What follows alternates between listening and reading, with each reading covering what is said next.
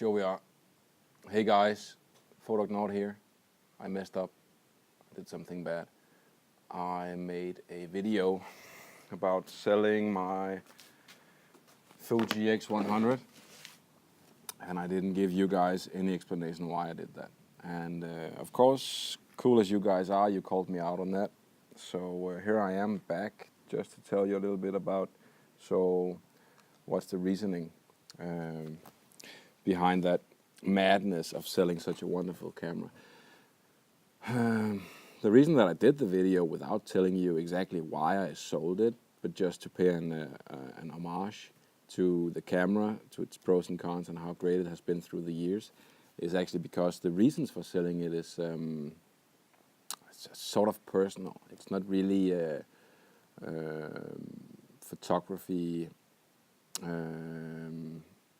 related, but perhaps it is. And I was thinking about that over the last couple of days in the summer houses, that if you guys are asking me, if I'm putting out a video doing something and you guys are asking me about why, and my angle on photography is actually to put in my own feelings and thoughts about, for instance, why to buy used cameras, vintage cameras, use all that stuff, then of course I need to get out there with my peace of mind. So I'm gonna do a cut here and go in and close the door, which is banging and annoying the shit out of me. Give me a sec. Yeah. So this is not going to be an a cappella podcast or YouTube video. So the podcast thing, I tend to say in my videos, that's a Freudian slip, because I really want to start a podcast. Don't know what it's going to be about, whatever, but I really want to do a podcast, especially with one of my buddies, Chris. Hey Chris, if you're watching, we're going to do a podcast at some point in time. But today is about cameras. It's about me. It's about some of the thoughts that I have about camera equipment, and also perhaps even why you haven't seen me online for the last couple of years. So let me go into the X100. So why am I selling the X100? That's a good question. So Thomas, you always say that you should buy used cameras. You shouldn't worry about the gear. You should just find something that does what it should for you and take the pictures and be happy about it, and don't look back. And that's true, and that's basically who I am times 5 today. And that's actually why I'm getting rid of the X100. So up in the back of my mind, I've had some camera requirements, or some requirements personally that I was tending to think would be the obvious choice for me getting a camera, and that is basically not the X100. It was when it came out. I thought that this camera would be perfect for me. It was a proper 35mm on an APS-C. It was lightweight, it was silent, it could do video in 720p. I even did a video on it for YouTube at once. It was everything I wanted it to be, and everything I could wish from a camera. But then as you know, and you have watched my videos, on the parallel side also have had other camera equipment. I've had my DSLRs, like my 5Ds, my 5D Mark IIs, been talking about those. I have in recent years, like the last 3-4 years perhaps, been going into analog photography. And what happened in the meantime, and that's just about me, that is that I went into a minimalism mode, like essentialism mode. So I basically read a lot of literature on minimalism, and I started cleaning up my shit. So I started throwing out all my CDs, my VHS tapes, my DVDs, my books, my everything started cleaning up my closets from clothes that I haven't worn for 10 years and would probably never wear. And I got into this mode of sort of getting rid of all the stuff that was just there but wasn't really used. And at some point, a couple of years ago, I got acquainted with the Pareto principle, meaning that 20% of, is an example, 20% of all your camera gear is what you use 80% of the time. So you can apply that rule to basically most of the things in your life. 20% of your house is where you spend 80% of your time, for instance, right? So one of the reasons that I started looking into all my camera gear and started to sell that was because I realized that the Pareto principle really applied in my case as well. So I had my 5Ds, my Mamiya 7 rangefinder, my Fuji Class S camera, my X100, my collection of lenses for my SLRs, my Polaroid camera, my 6x7 Mamiya RZ. I had all this equipment, my iPhones as well. And looking at it, I was actually not using a whole lot of that equipment.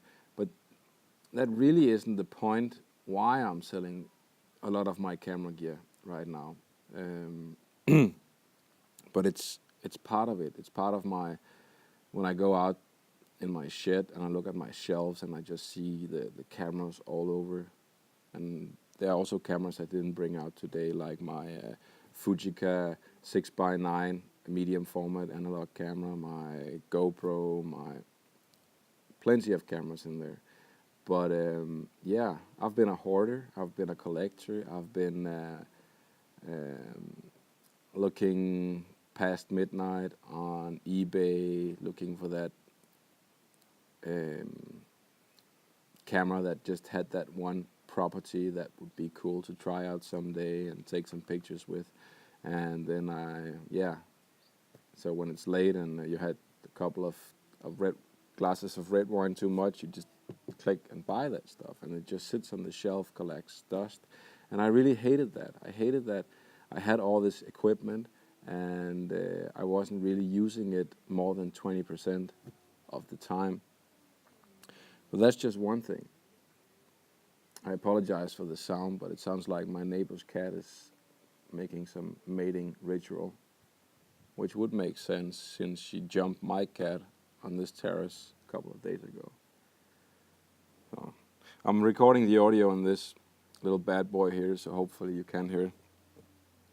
No, so basically I've gotten to the point of having too much equipment, and I don't like that because I'm trying to simplify my life in regards to how much equipment I have. And I'll get into the point of why I'm trying to do that, because it hurts nobody to have equipment sitting on your shelf, right? So it's like, it's just there, you bought it, you can look at it, you can appreciate it. It's all good, right? But not really.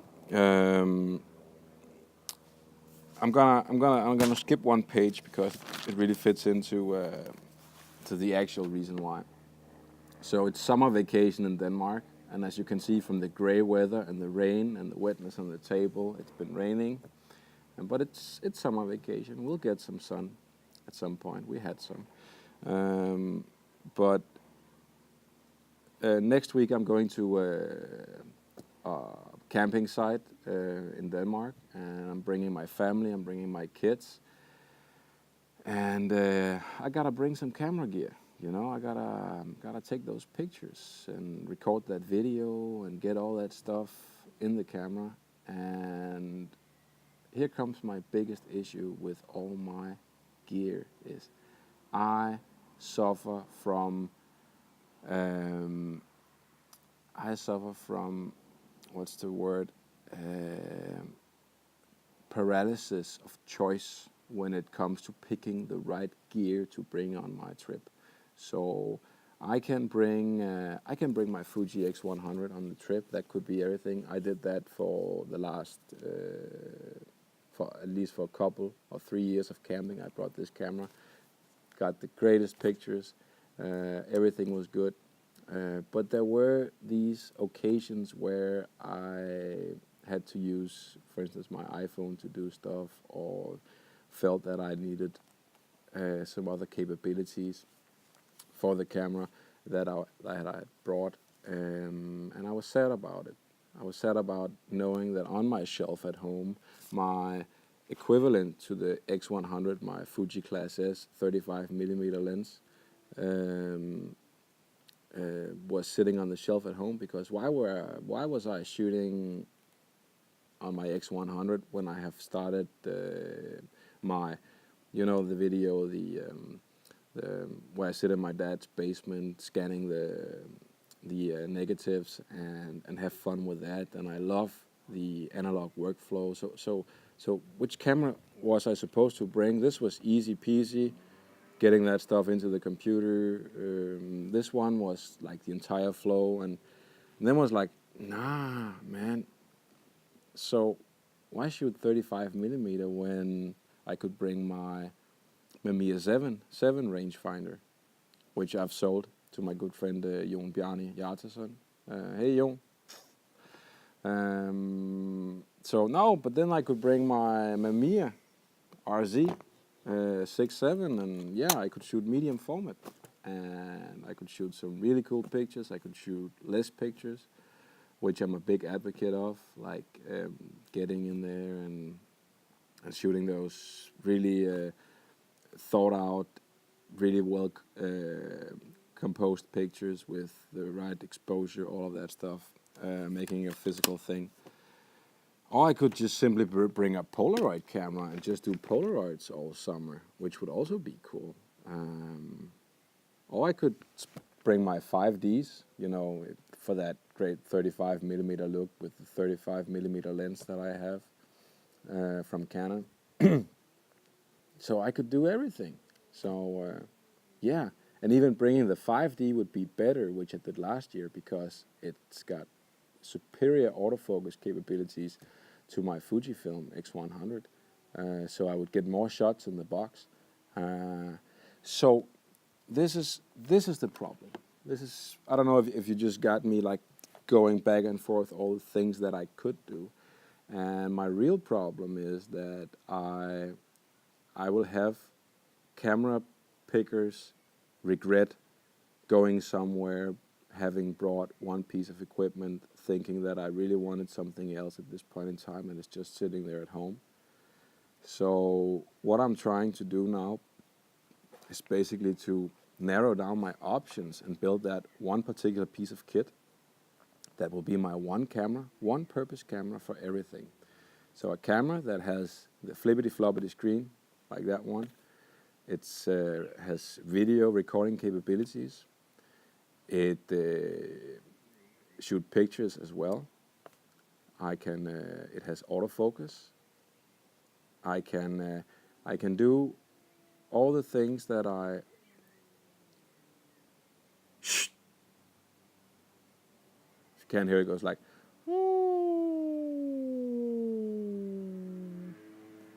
Never mind.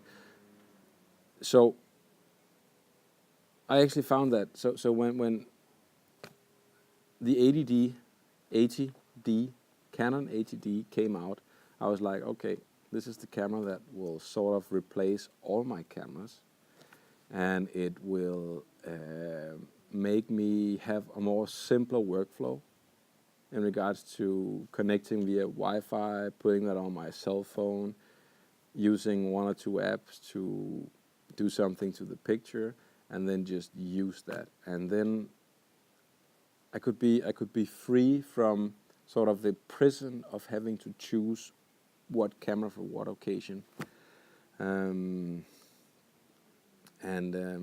Yeah, so that's basically me trying to get some peace of mind into not having to pick between all my equipment, because I really cannot.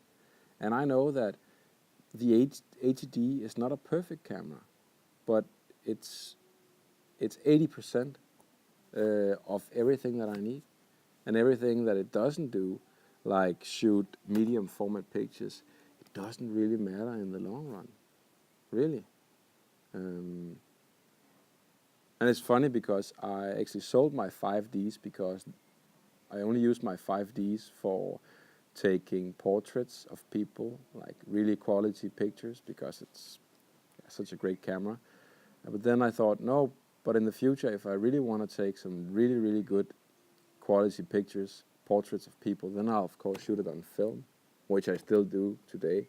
But it's always that trying to minimize the equation every time I need to go out. It's like, so limiting the options, because it's really taking a toll on me, and it's not just for cameras, it's for everything in my life. So I think basically choice, too many choices are not evil, but disturbing to my mind at least. And it might not be anything like you feel. You might like have 2 camera bags with 20 plus lenses, all the cameras you ever bought sitting on the shelf. You might have no problems, like just, okay, I'm going to that vacation spot, so I'll just pick that camera, that lens, and be gone with it, and then never look back.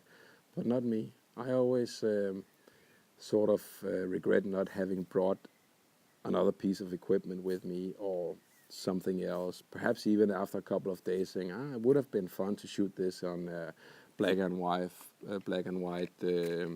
Tri X100, or how about that exposed 400 Pro Fuji color film.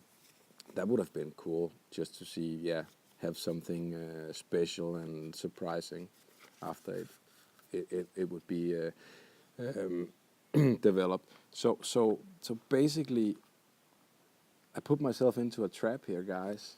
I thought I was the big gearhead, and I was the big gearhead, but it ended up really complicating my photography life into thinking about what kind of gear to choose when I was supposed to photograph, and what kind of lenses. And in reality, what I really want to be good at is editing my pictures. So meaning, like whenever I take 100 pictures, pick 1 or 2 of those and save those, delete the rest, make some really cool prints, give it to friends and families, and make some photo books for the generations to experience. And what I'm really like caught in is like gear, and how cool analog photography looks, and how cool digital photography looks, and how cool the camera looks, how well it functions. And there's nothing really perfect. It's like with your car. It's like I got a all-purpose car because I'm not rich and I don't have a garage with a place for 10 cars, so I can have my open convertible Mustang for sunny days, and I could have my Land Rover for rainy days when it's muddy, and I have my big bus for when I'm doing something with the kids and bringing all of them together on a car trip to Italy or whatever. So I don't have the luxury of all those, but since camera equipment is so cheap, or relatively cheap compared to like cars, then you do get the opportunity to fill up your garage with one specimen of camera for every purpose that you want to use. And I really regret having done that, because it haven't in any way made my life as a photographer, amateur photographer, any easier.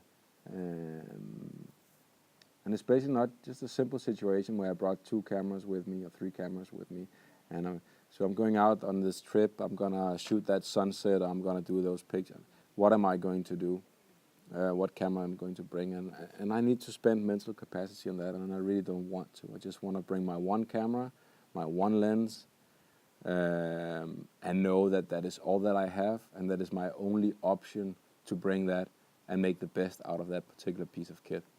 And I can hear it in my head. It sounds like blasphemy. It's like, hey, Photog Nord, hey Thomas, are you leaving the society of photographers? Are you leaving the gearheads? Are you fucking kidding us?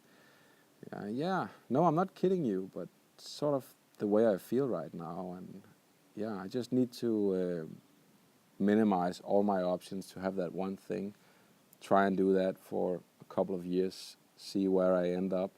Perhaps I'm gonna get some more stuff, and that's easy enough because it's out there. So, but as long as I don't have it in my possession, then I'll just pick that camera there that's filming us right now, and I'm pretty sure I'll be happy about it because that's how I feel about my wife, my car, my kids, my one computer, my one thing, almost one thing, my one bicycle.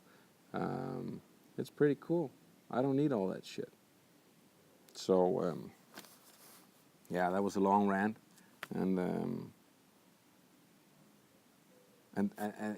this applies to me. You don't necessarily have this issue or problem, but I just wanted to let you know why I'm selling my X100. It's a brilliant camera. I love this camera, but it doesn't do all the things I need it to. So I can't have this as an extra camera just to confuse me about whether or not I should bring it for some particular purpose. And then again, just to finish this off, as I know that my camera equipment is in my shed collecting dust, I really think that I need to get it out there again into the world. I bought most of this used. Actually, all of these cameras here I bought used from someone else using them. I got them now. I can see that I'm not using them or not using them enough. So I wanna pass them out back out into the world, into circulation, into who knows who's gonna take like the most ridiculously fine pictures on this Mamiya RZ67 or this Fuji X100. Perhaps one of you guys is gonna buy it. I don't know. Take great pictures.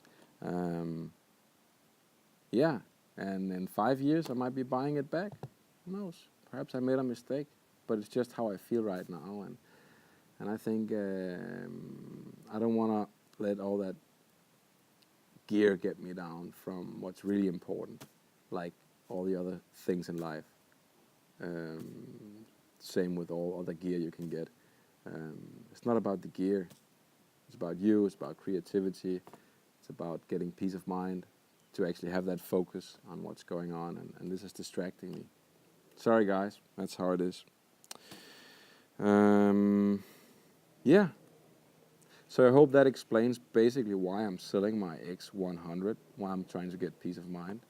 And you can say the same thing for the 5Ds that I've sold. There's nothing wrong with them. The 5D is still my favorite all-time Canon DSLR, bar none. And so all of these. But yeah.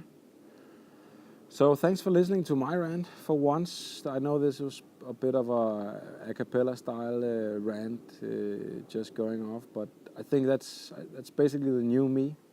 And if you want to get to know the new me a bit more on what's going on in my photography life, then please follow my channel.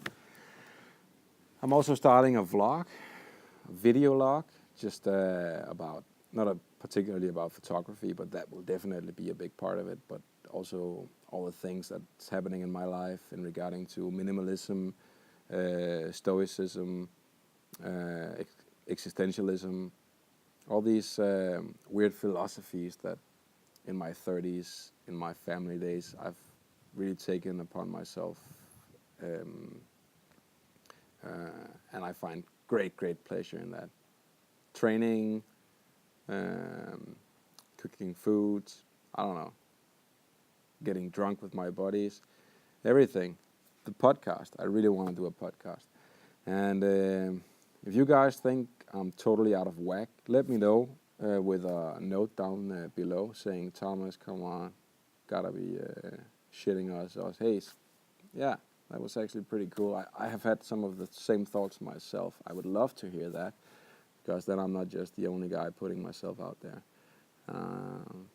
Yeah, but guys, have fun. I'm gonna try to do some more videos during my summer vacation. And girls, of course, When I say guys, it's the guys and the girls, right? You know that. Yeah. All right, gonna switch this off and upload it. See you guys later. Bye.